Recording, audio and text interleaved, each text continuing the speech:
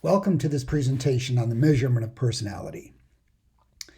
When you're measuring personality, you're almost always asking the person to respond to either a paper questionnaire or an online questionnaire, or they're giving answers to questions in an interview. There are two different types of personality measures. One of them is known as objective measures of personality. The other is known as projective measures of personality. Objective measures of personality have been developed through research using multiple studies in which to assure the researchers that the questions that are being put together hang together and measure the same thing, and that they also predict real behavior in real situations. Some of these objective measures are global measures of personality. They measure many different traits at one time, and they try to provide an overall profile of the person's personality. So you may have a dozen or 20 different personality traits being measured by the same instrument. The most famous of these is the Minnesota Multiphasic Personality Inventory, usually known as the MMPI. But there are other global measures of personality. Researchers usually don't use global measures because they take too long and they're expensive. And usually the researchers are only interested in one particular personality trait. So they are more likely to use a specific measure of personality, such as self-esteem or extroversion, and they have a much shorter questionnaire and measure a narrower trait. I find that my students are usually more interested in projective measures of personality. There's a lot of debate about the validity of projective measures of personality. Most researchers don't think they have much validity, but many clinicians swear by them and think that they're extremely important tools in helping them understand their clients. I'm not going to take sides on that controversy. I'm just letting you know that it's out there. But in projective measures of personality, you are presented with an ambiguous stimulus of some sort, and you are supposed to say what you see in that stimulus.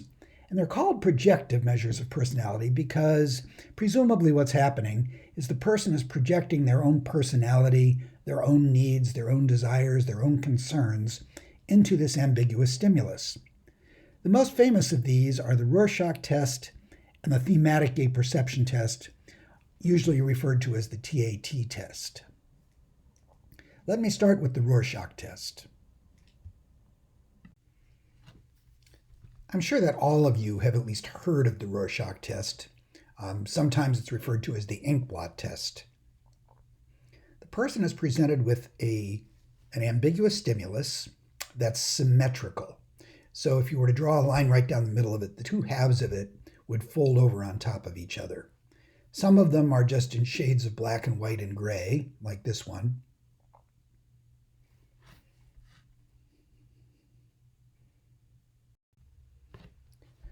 Some of them have color, such as this one.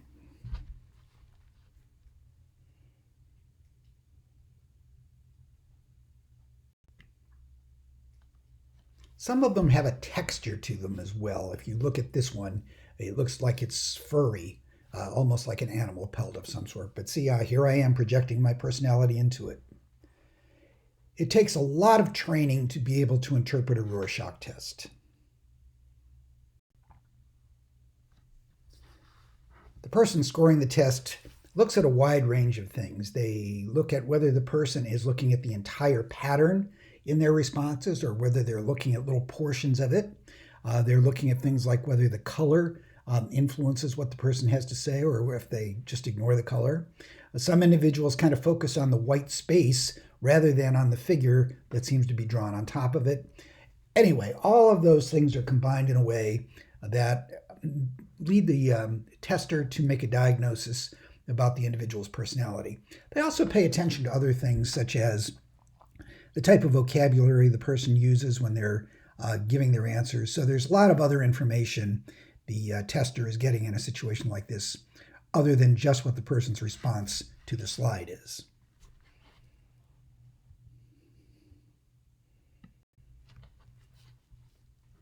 In the TAT test, the individual is presented with a series of cards. The cards have black and white pictures, and the pictures always have people. Sometimes it's only one person, sometimes it's more than one person.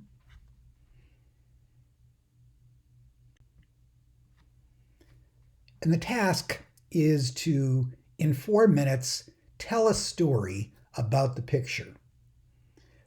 Who are the people in the picture? What is the relationship between them? What are the events that led up to the scene that you see in the picture? What things are being thought or desired by the individuals in the picture? So the individual tells this story in 4 minutes. They don't have a lot of time to prepare. And because the picture is ambiguous, the idea is that the person is injecting their own personality, their own needs into the theme of the story.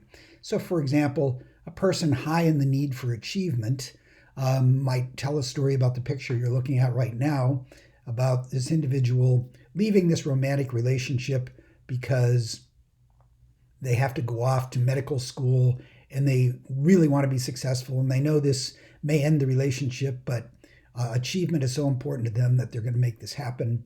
Another person high in the need for affiliation might tell a story about how sad this individual is because the woman on the bed has just rejected him and no longer wants to be involved with him. But the idea is that each individual is bringing their unique personality to the telling of the story that goes with that slide.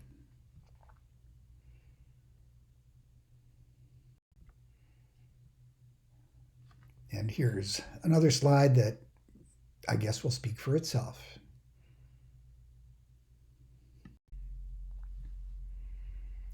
The area of measuring personality is one of the ripest areas to be exploited by pop psychology types who don't really do any serious research, but throw together measures that make all kinds of false promises.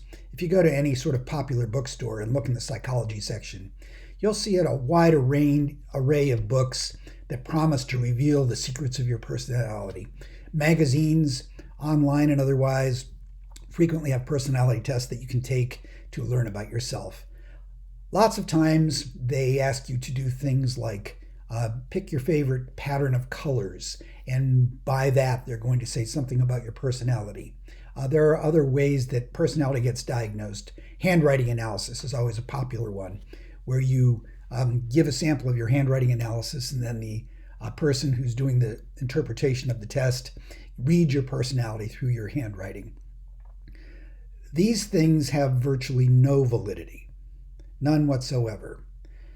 The problem is they depend on something called Barnum statements, and this is something that keeps them going, even though they don't have any validity.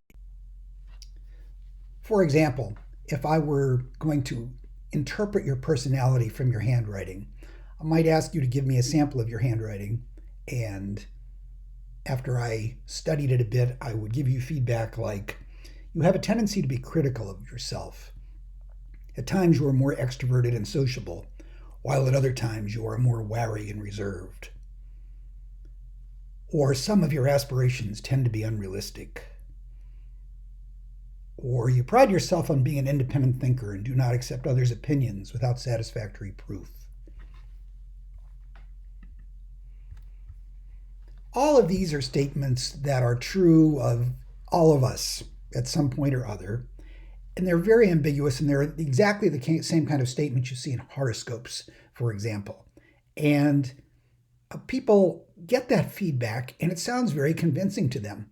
They say, yes, that does sound like me, and they believe that the test is telling them something that it really isn't telling them.